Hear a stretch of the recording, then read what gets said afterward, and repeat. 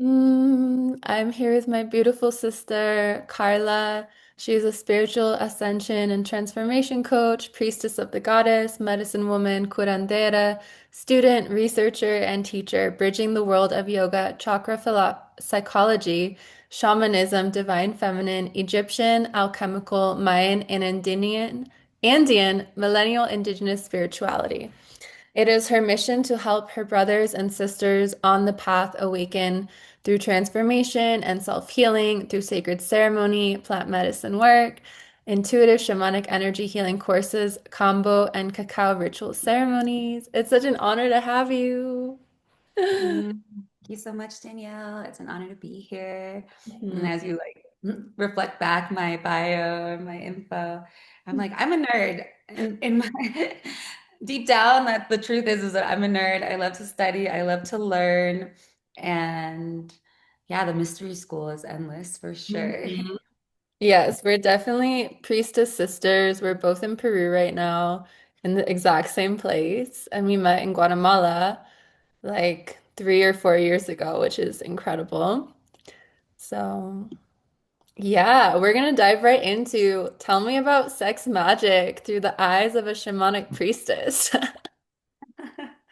Well, yeah, it's a funny story, and really like is personal. It ties into, the path that we as women are on when we're on this journey of looking for sacred union and also walking with the plants, walking with ancient mystery practices like Tantra, like shamanism, and ancestral healing practices, indigenous practices too, which ultimately all lead us back to love, the strongest, most powerful force on the universe. And love in incorporating this dance between duality, polarity, masculine, feminine, light and dark, and this dance that is Eros and seen in all of nature, in all of the plant kingdom, animal kingdom, and also mankind. And so throughout my journeys of, finding myself and discovering my magic, discovering the powers of my womb and my heart to magnetize what it is I desire, as well as the lessons that I need to learn in order to be in alignment with my true soul path, has led me down this path of what to do, and maybe even more so what not to do with sex magic, Mhm. and with trying to use forces of nature to essentially create a desired outcome.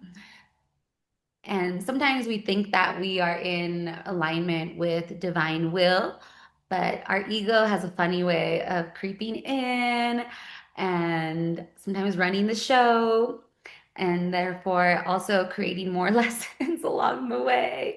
You actually start with defining what is sex magic in your terms because I feel like it gets thrown around so much, and I'm like, I feel like I don't even really know what it is. Yeah.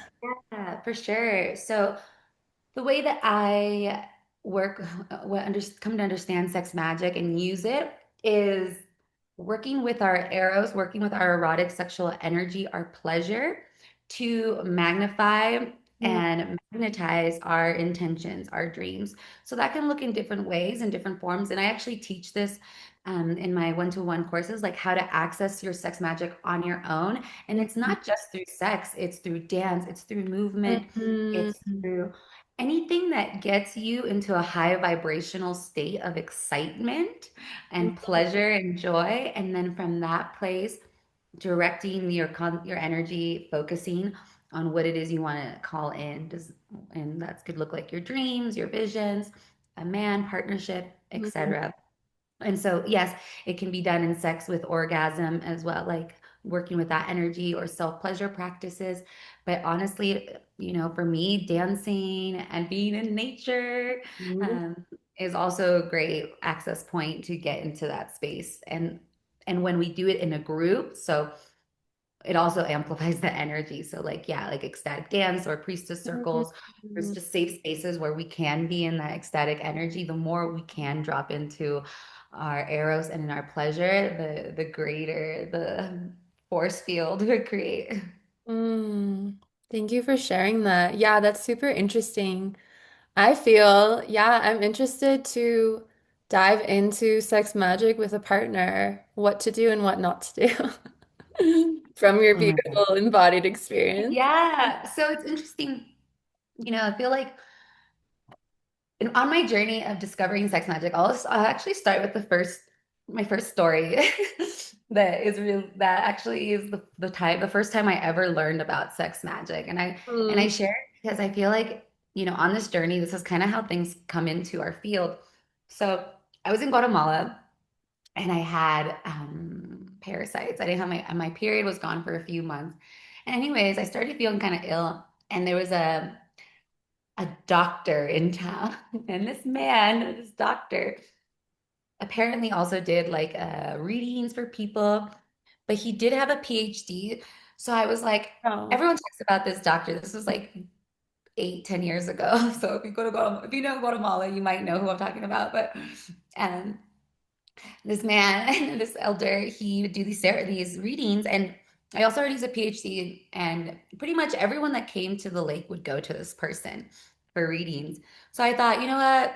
I'll go to him because I have parasites anyways. Maybe he can give me some guidance on that, and then I'll check him out because everyone just talks about how raves about his readings.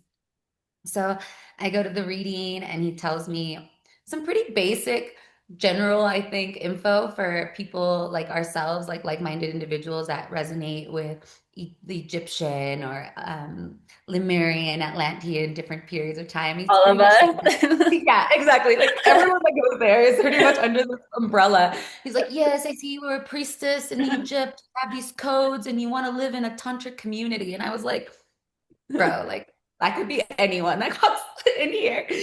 And anyways, I was like, well, okay, cool. And I was like, but what about my parasites? Like, and he was like, well, we have some CDS. And anyways, he could tell that I was so skeptical that I could just see through Mhm. him. He didn't even charge me for the reading. He was like, you know what, you can have it. So then I go outside in his little like patio waiting room area, and this one of his minions or disciples comes up to me and is like, have you ever heard of sex magic? And I was like, I was like, no, what is that? I was super curious. I'm a Scorpio. I have 4 planets in Scorpio, so I was definitely curious.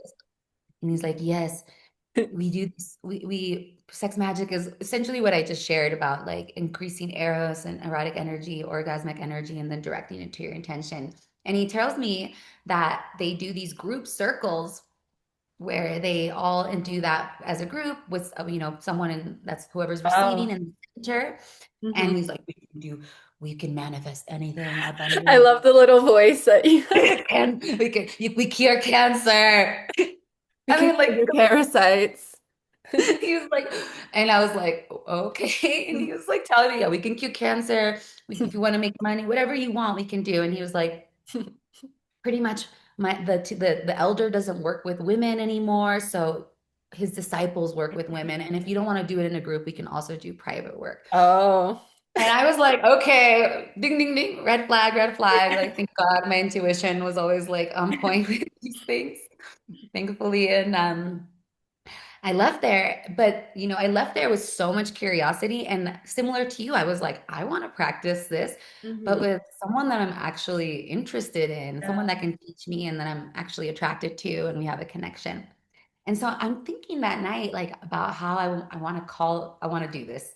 And what's crazy is that while I was like thinking about this, I was like listening to music and doodling. And I doodled this very peculiar like black faced bee. And it was just very interesting face and bee.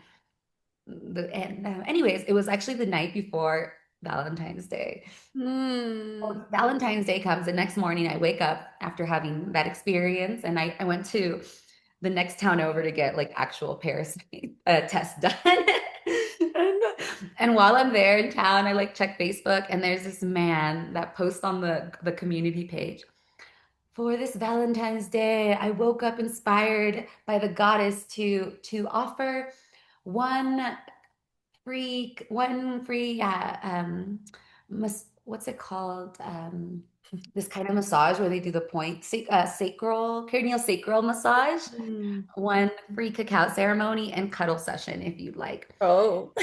And they posted it on the group. And so I see this and I don't even know what cranial sacral massages are at the time. So I'm like, massage, like free? I'm Yeah. like, and then underneath the post, one of my teachers, one of my yoga instructor teachers posted like, "Oh my God, I can't believe you're in town, girls. I would not miss, I would like totally jump on this." So I was like, okay. I messaged him and I set up the appointment with this person. And anyways, I come back from the other part of town and I'm like, what am I doing? Okay, I have this meeting with this person I've never met. So I like drag this like mat outside where everyone can see what's happening. My roommates can't get there, you know. And anyways, he offers me a really beautiful cacao ceremony and cranial sacral massage, which is like not even erotic at all. It's like not, it's just like more so like point acupuncture points and pressure. And then after he's complete with that part, we start talking, and he asked me if he can do some rapé while he's there, and I'm like okay. And I see that he has this like bead necklace, and I'm like, oh, this bead Oh. necklace. And he starts telling me about his relationship with the bee, and like he lived in Shasta and Oregon, and he just like Oh. downloaded me with all the bee codes around the priestesses and what bees mean, and how he feels devoted to bees and the queen bee and the goddess. And Oh. completely this portal opens up with him, and then what's crazy is he like rolls up his arm and he actually has a tattoo of the actual bee that I drew the night before. Wow. Yeah, and at that point I was like, okay, there's no coincidence. Like this man and my energy, like our magnetic centers attracted one another. Mm. That case, I feel like it was like a good example of sex magic because I was in my own energy and my juices, and I was just in my creative life force, not super attached to the outcome. Mm. And when we're not attached to the outcome, but we are really in tune with the feeling of what we're wanting to experience, then it opens up the realm of possibilities for like that attraction point to land.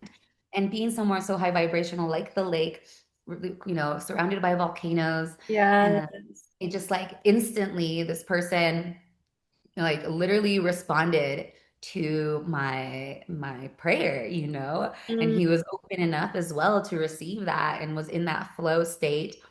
And so anyways, this person ended up, yeah, we ended up being like lovers for a few weeks at the lake. And he had been sharing cacao for more than 5 years already at all the major transformational festivals. Like I shared, he lived in like the northwest of the United States. And so he had like the best cacao recipe ever. He was an herbalist. He loved Chinese medicine. And Oh. like 3 weeks was like school for me. Mm. I Mm. was just so immersed in the experience without expectation of where it was going to go. For some weird, crazy reason, my roommate ended up going to a retreat and rented his room to him, which I was like so upset about at the time because I was like, I'm just dating this guy. What do you think you're gonna live in my house? Like that was too much. But because of that situation and the you could tell that he got like kind of maybe crossed some boundaries. It almost made him be more devoted. So I would like do Mm. yoga in the morning, and he would like show up with like these different recipes of cacao. And he talked about how like vanilla and cacao grow symbiotically in Mexico, and they're like in this tantric union. And anyways, like the whole relationship just became this like activation for me. And he's also a Scorpio as well. Mm. And anyways, he had this thing where he shared with me how like his heart was open, but he also had this like wound or blocked energy in his heart. Mm. And which really would translated to like he still was heartbroken from his ex-girlfriend, but he explained it as like, oh, there was this energy and she was his twin flame. And ever since he's had this blockage. And while we were like interacting, he ended up getting really sick Mm. and just like interesting what his journey was playing out. Like maybe he wasn't fully in alignment and integrity. And anyways, he was having these symptoms come up. Mm. And, I just held space. It was all good. I wasn't really thinking much of it until one day, like a few weeks later, um, we go on this adventure to this other town on the lake, and it was like a shopping spree. I had to go do some shopping, and then I get on the tuk-tuk. And oh yeah, so the whole time we were dating, he had this ritual of reading this book about shamanism and about Guatemala, something the Jaguar, I forget the name, when we would go to bed. And in this book, it talks about a hueseto, which is like the bone healers. Oh. And so, he's reading this book to me. We're both super into shamanism, and we hear about, in the book they talk about these huesetos that work in Guatemala and etc. In the Mayan cult, in the Mayan villages, because the book takes place in the same place we were at. And I get in the tuk-tuk and I see this like Jesus sticker because they're full of these. And I'm like, I just feel inspired to ask this man. I'm like, so do you know a Waseto? Like I just asked the taxi driver, the motorbike driver, and he was like, "Oh my God, yes!" And he got really excited about me asking this. He's like, "Oh my God, yes, I know the person." And I'm like, "Oh my God, great!" I'm like, "We should go to the Waseto." And he was like, like once we're on the adventure, the guy was like, "Okay, this girl's like way too just going all the way." And he was kind of a little bit like, no, but like, and I was like, no, let's try. He was a little bit more reserved than I was. So we end up at this, house, and the taxi driver drives us in to meet this elder, Mayan elder. And the elder shows us into his room with this altar. And essentially the altar is completely dedicated to him and his wife of 50 years, like blown up photo of them together, flowers and candles. And anyways, the whole altar is like divine union right there, like they're couple. Union. Yeah. And so so we go in, and we're like, he's like, "Why are you here?" And I'm like, he has like a blockage in his heart. I was like, he has something. And the Mayan man goes back and like literally just gets like some Vicks and like mixes into something and comes back and is like, "Drink this." And he's like, "No, I don't want to." I'm like, "How are you not going to drink this? Like this elder is giving it to you. Like Mhm. drink it." So the dude drinks it for because I made him. And then afterward, the guy, like the shaman, does like some things, and he's just like, "Why don't you just marry her?" And like straight up. And I was like, whoa. Wow. And I don't know where I was. I was like flying, and I was like, and he starts explaining what it would be like. And I was kind of like, maybe we just like to do it. I don't know. It was like one of these Vegas things where I was very naive. And luckily this brother was like, no, no, we can't do that. He was like, I would actually prefer to go to Vegas and get married than do a shamanic marriage Mm-hmm. with a Mayan.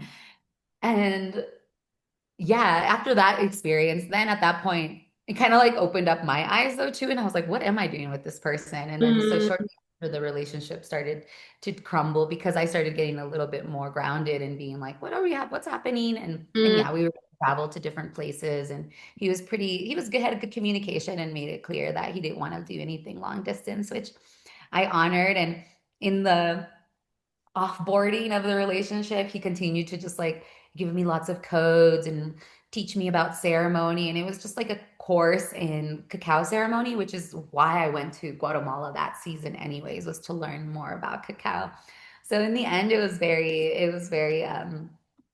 synchronistic and beautiful. And I feel like um, that magnetism from that sex magic brought that person, that teacher, Mm-hmm. my life.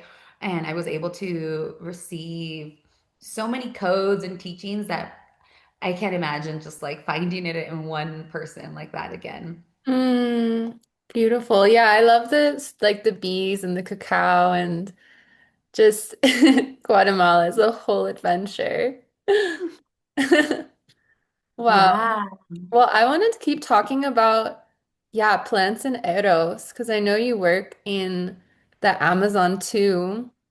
yeah, With plants and just, yeah, I would love to know what you know about pleasure plants and love potions.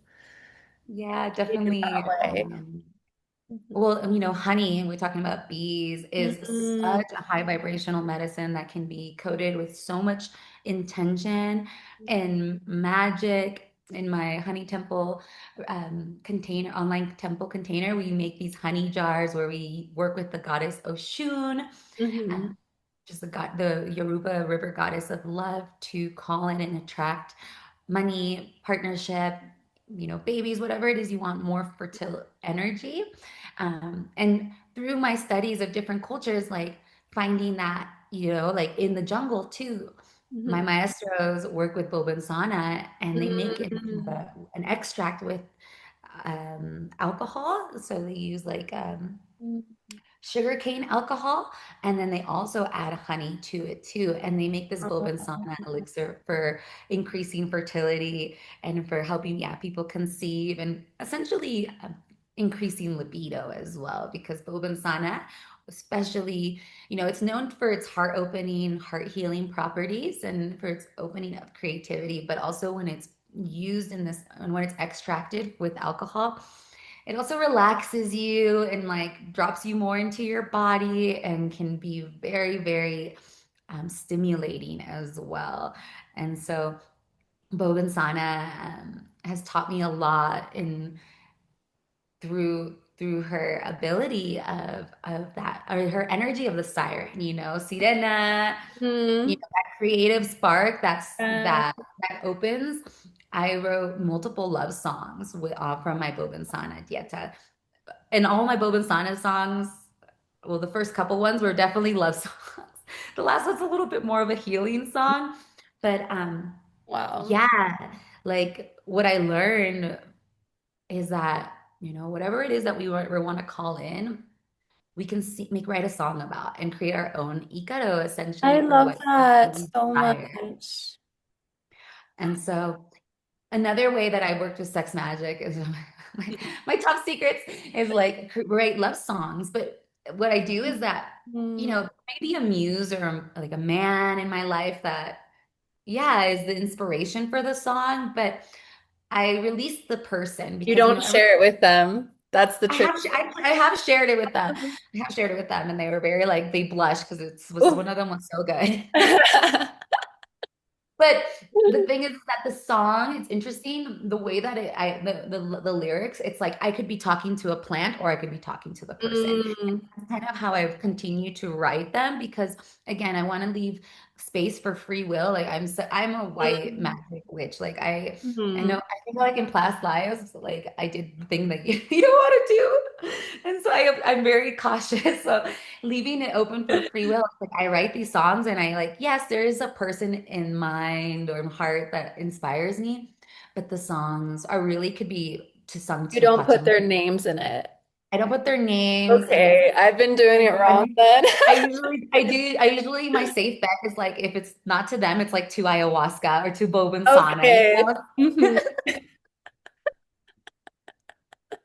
And so it's like I have like no guilt, but then I did sing it one time in ceremony and my shaman fell in love with me. And I think I really feel like I sang the song, I released the Just magic, so and Serena siren energy. Like it's the activation of the voice. I love that we're going into this because I had originally written Carla, Bobinsana, and voice technology. yeah, exactly. And when we sing like from our heart, or when we really work with our voice, even to sing from our womb space, like angelic energy is gonna like that high pitched voice is gonna touch our soul in a certain way. But I have a raspier and I have more like deep voice that like really gets people's like your like womb moving and their heart moving. And so definitely Bobinsana has helped me bring out more of my creativity and tap into that. And singing with other beautiful women sirens that have accessed those parts of their voice, also activates and awakens that within us. Like I'm thinking of one sister in particular who, yeah, she's taught me some songs, and ever since then, it's like something clicked. But yeah, like I sang that song, and shortly after, it's something shifted in the space, and yeah, I ended up also developing another relationship with another maestro shaman who also came in and taught me a lot more about the plants because I feel like because the plants are love and are Eros embodied, like they just want to mate with Totally. other plants, you know? And so if you're dieting a plant and someone else is dieting a plant, like these plant people and plant spirits within Mhm. us want to commune. And Mhm. so this is kind of an interesting aspect too that I'd love to share. We talked, I think, in our last podcast. It's just how once we diet a plant, and so this is definitely a more advanced practice when speaking to Shipibo dietas, where we're creating a sacred union with the plant spirit through sacrifice and restricted diet and consuming the plant for a certain amount of time.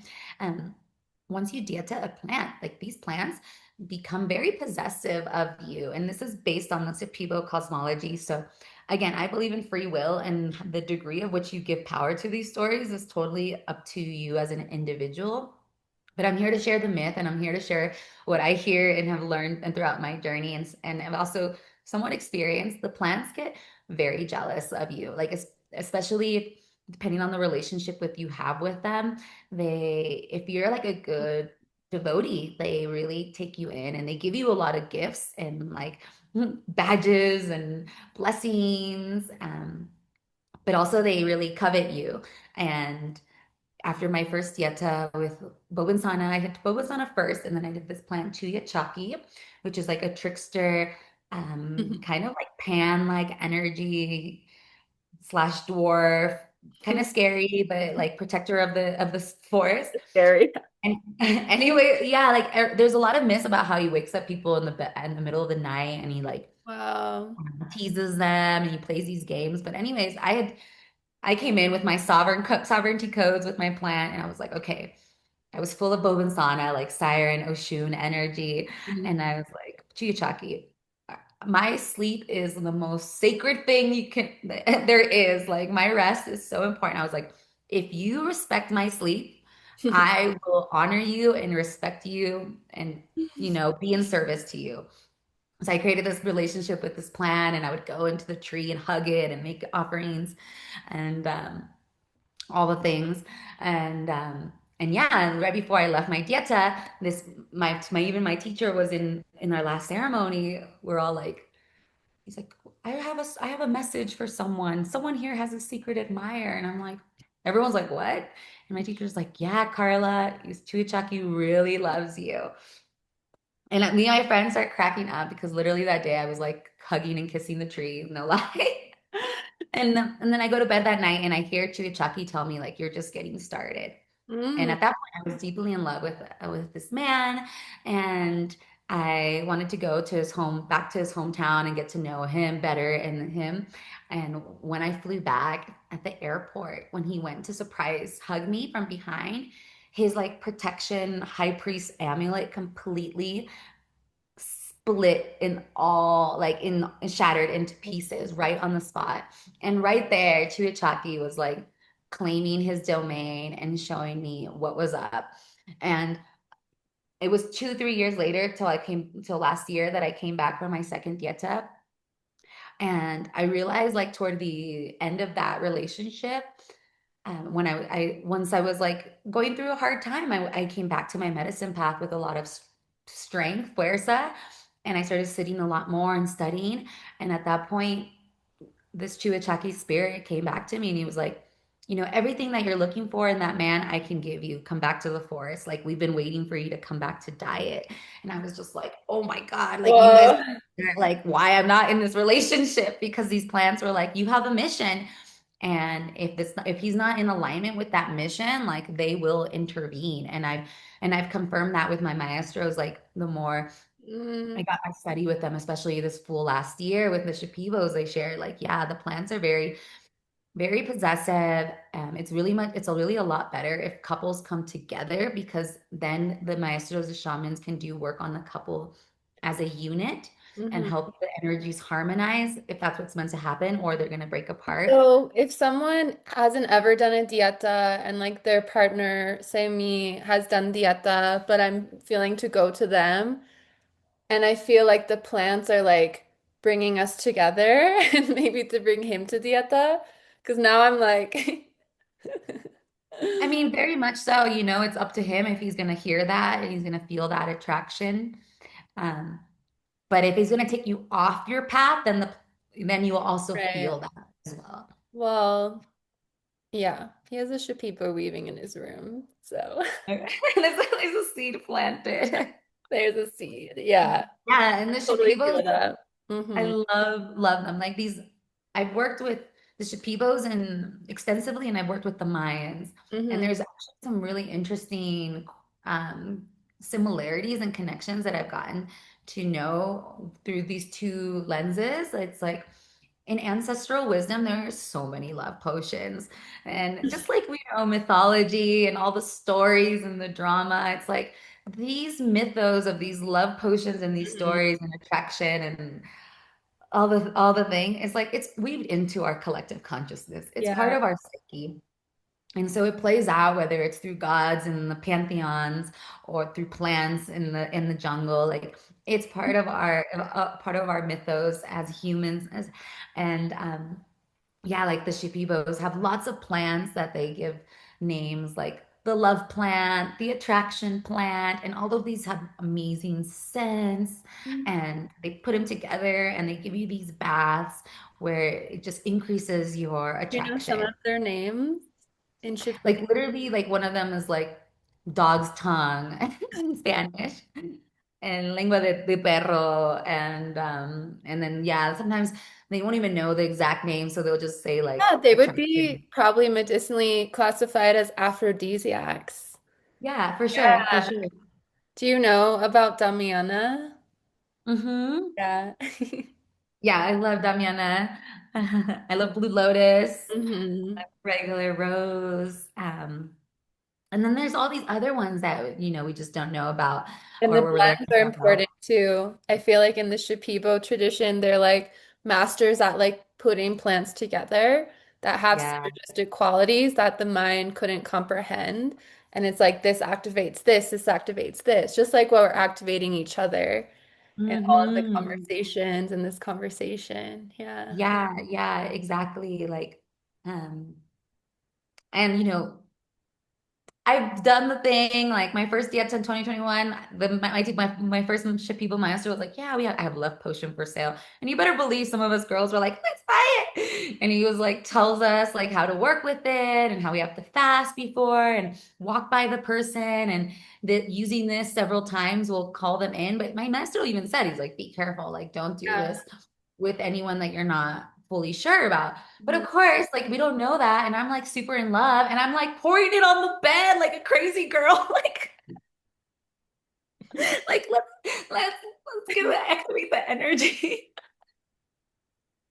And then with this person, you know, this partner I feel like came into my life to teach me about sex magic on a deeper level. Him and I, like similar to that bead tattoo, like I went right before I met him, I got this tattoo of this ankh on my chest. Mhm. And he literally has the same ankh in the same dimensions and size on his left arm, which is all tattooed, devoted to the feminine Mhm. inside of a chalice, and it was like two puzzle pieces that met. He was also a magician and priest calling in, a woman or like open to that. His mom's a witch and was like, Priestess was like, maybe you should like get with a Mexican.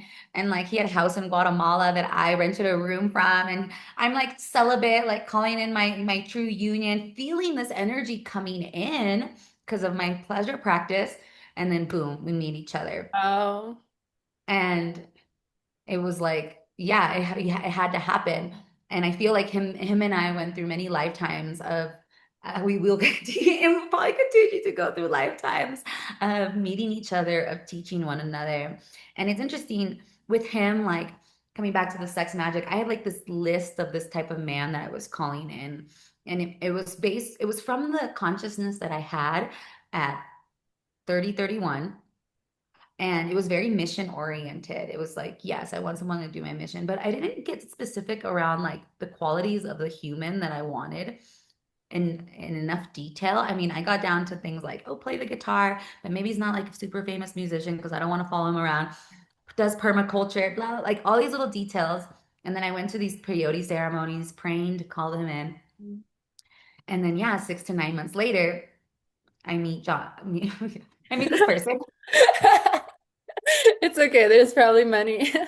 Yeah. And and it's so funny. He like literally met all of the things on my list. But of course, like I didn't say like, oh, great listener and communicator, like things that actually through that relationship I learned are really important qualities for a relationship to work. But he fit the bill. He even I didn't say that I didn't specify whether they had kids or not because I was like, well, I'm 31 and maybe like if they're older, they might have a child. And I didn't specify where they lived because I just was like, I was a traveling priestess, so I was open to different locations. And so when I meet this person in Guatemala, they're like, "Oh yeah, I have 4 kids, and I'm actually based in Texas." And I was like cosmic joke, like 4 kids, not just Sure. one. And also like Texas, like I'm a California girl, Mhm. SoCal girl, and like Texas is pretty far out there for most of Yeah. us that live out there. Like no, most people don't move that direction. A lot of times it's the other way. And so at the time I was just blown away. But I was in love with this person. And so I went to Texas and it ended up being a great adventure Yeah. in Texas and community that I met. And so that was great. But um, having met this person and also on Mayan land, like I think it tells me that I had a life with him probably in the past. And then we ended up later on getting married by a Mayan. Like I did the thing that I had shared earlier that this guy told me not to do. And I did this with my partner because at this point, we were trying to make it work. We were together for already like a year and a half and it was serious.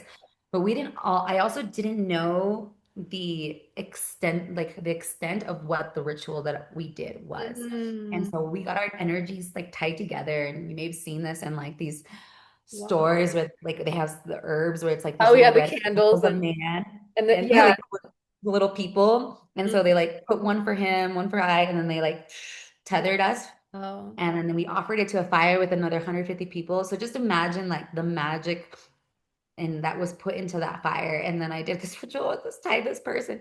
Anyways, with most things it's like once you do something that's not in alignment, like if your prayer of being in truth and alignment is strong enough, then everything will break apart because it's showing you where it's not in alignment. And yeah, shortly after that, um a lot of things happened and actually our relationship started to disintegrate. And Uh, I have I went through multiple rituals to other Mayan elders to clear this, and they weren't able to fully clear it. mhm. I went to the Shipibos when I finally landed with them, And they had cleared extra it, right? shamans done to clear it, and they cleared it for a while. Mhm. But then ultimately, like I said, it's all we always have free will. And so because I was doing all this work to clear it, but he wasn't, it wasn't fully getting released. Mhm. And it actually ended up taking me going to his person and having the 3D conversation and actually transforming the energy one to one for the energy to finally shift. And now we're in a good place where we can be friends and support one Yeah. another from a distance and still, have that love.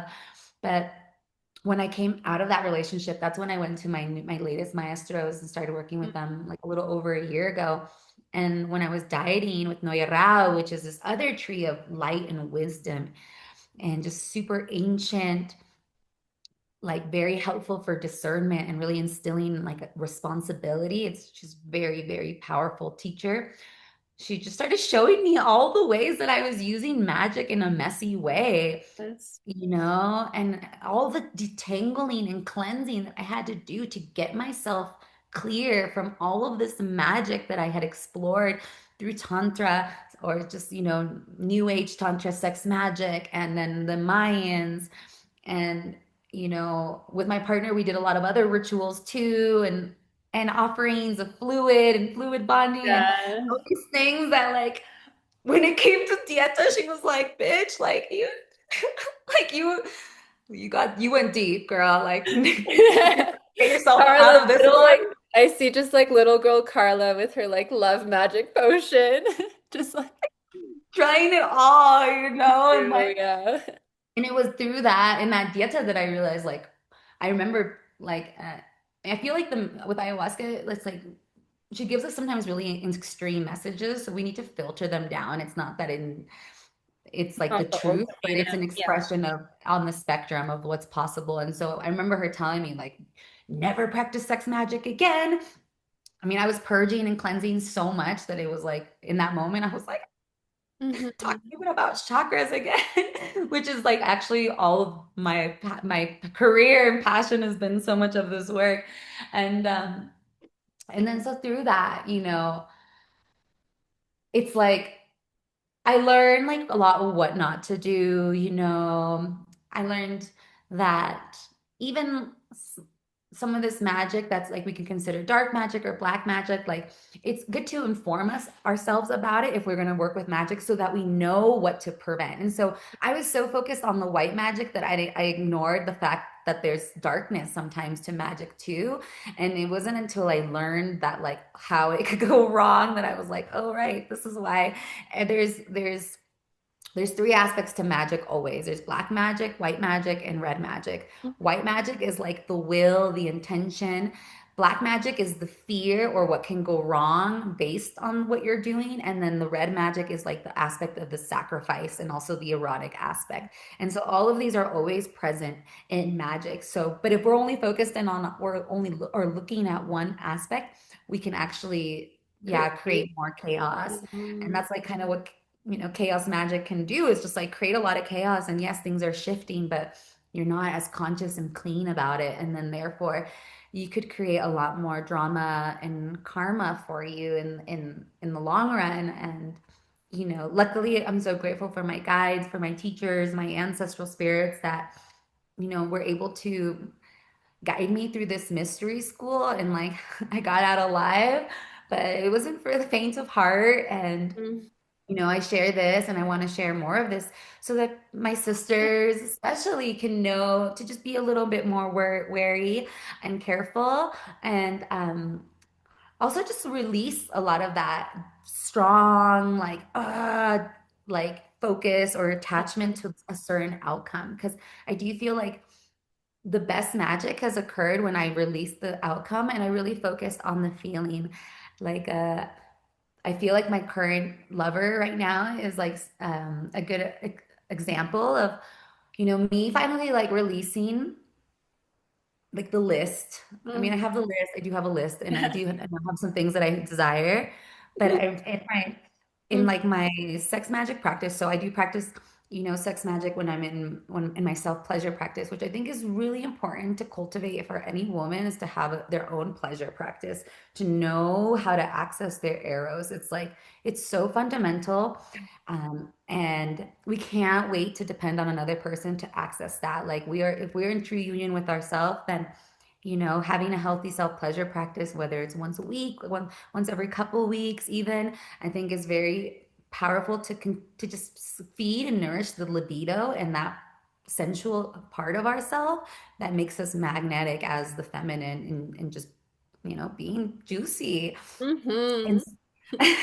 and so before, I mean, I have the list and I used to think about the things and and I would like I used to be more from my mind, but this recent partner, I let go of the mind and I actually was like I would self-pleasuring myself and I was just using my yoni to call in. I was like, call in whoever's meant for me. Like, and Mhm. I just like completely came out of my mind and I just focused on the energy of my yoni to like pull in whatever it is that she truly wanted. Mhm. And it's this man that I'm dating now, his qualities are a lot more soft and his penis is large and it's just like it's just fitting like some things that I really desired and it's just like magic. I'm like so grateful. Like Yeah. there's some things that I could, there's like everything. It's not the full thing because I think with magic when we try to get too precise, the universe has that Yeah. cosmic trickster aspect to it that like it's you know usually gives us a little something that we have to work on, which is great. We have some areas of growth, but for the most part he really nourishes like that root chakra and has come Mhm. in a time that's really healing. and And I just like invite people that are do a self-pleasure practice and to manifest to actually try this out. Like let your yoni pull in the person that your yoni thinks is knows is better. Yeah, I've like personally envisioned like a golden cock because I'm like that frequency of gold is just like so pure, so healing. And I was gonna ask you like, well, I was gonna say the body knows, like the body reacts, like the soma in the body and the somatics. Do you feel that men that are good men that we have a strong sexual connection with are like good people to practice sex magic with? Or that like the fact that we already have a really strong sexual connection and heart connection, it like just Mhm. amplifies all of that naturally. Um, I feel like from what I've learned, it's like it's better to practice it with yourself Mm-hmm. and with like even divine masculine, like God, the creator, the greater divine masculine, until you're actually married. Because I Mm-hmm. for that, there is no ritual surrounding the container, the union that you're in. And so it may go blast off in many different ways. And so Right. unless you're really committed and already have spoken that I out love into the that. universe, Yeah. you know, I think that's when it gets safer to do it with another Mm, person because you are literally in co-creation at I that love point. that. Yeah, if that's what sacred union is, and there's conversations on sacred union and Yeah, and I feel like, because of the politics and just, modern society has like lost so much of the sacredness around sacred union. And Mhm. I get it, like in some aspect, like the political things about marriage don't appeal to me. But I've gone deep into this, even with one of my close teachers. It's like marriage is a ritual. And if we talk Kairos about Gamos, yeah. Cyril Gamos, marriage, Mary, like there is a ritual that is being pronounced to all of the universe, to all of the spirits, saying, okay, now we're together. And so even if you don't do it for the paperwork, like the actual ritual that brings two people together, I feel like is really important. And if you're gonna do that, go on the path of sacred union, Mm, it's important to go through the ritual because that's where your individuality gets cut off, like your individual ego, and you enter into a state of union where now you have to think not just for yourself, but for the other, and two become one. And so having a ritual around that, it really sets it into the earth and the cosmos. mm. Thank you so much, sister, for sharing your wisdom and embodied storytelling. And yeah, this was a Yeah. really enlightening conversation, and I love that we got to go deep. I feel not many people are talking about it truly. And yeah, I'm so grateful. Yeah, thank you too. It's been really fun. It's like one of my favorite topics, and it's one of these areas that I'm really recognizing that I do have a lot of embodied wisdom and expertise, and so much of my girlfriends are coming to me for relationship Yes. advice. And so I'm really excited about also just helping women one to one on how to access more sacred union, how to activate their erotic nature, and really explore the range of our femininity and our magnetism. As a Scorpio, as a manifesting generator with a sacral authority, like Hmm. these, this is what I I came also to am. do. That's why I feel Yeah. so activated with you. Yeah, and it's like when other people that maybe don't have those centers defined come Hmm. into fields with and work with people like ourselves, that turns on. And you're doing it too with the plants, same, as well with a lot of maybe shadow work to do too, where we're like removing a lot of the trauma and the stories that are preventing more pleasure from coming in. But ultimately, we're all on the same mission, whether it's through shadow work or light work. Like we all want to just feel more love and more union with ourselves, with God, Or Creator. Eros. And the plants are like such direct conduits for that. So many different plants help us connect to the consciousness of God and the consciousness of Eros because God and Eros are the same thing. Like Garden of Eden is joy, pleasure, like sensuality, Yes. like we can go back to that state of innocence, of erotic innocence that is available and in the garden that is here and now. And I do feel like as an that I'm an advocate for the plants and for working with plants to open that up so that we can remember our organic blueprint, our organic, yeah, way of being, which is orgasmic. Thank you, love. Yes, we'll be linking all of your links and all of your beautiful offerings. So thank you Thank you so again. much, love. Amazing. Mm.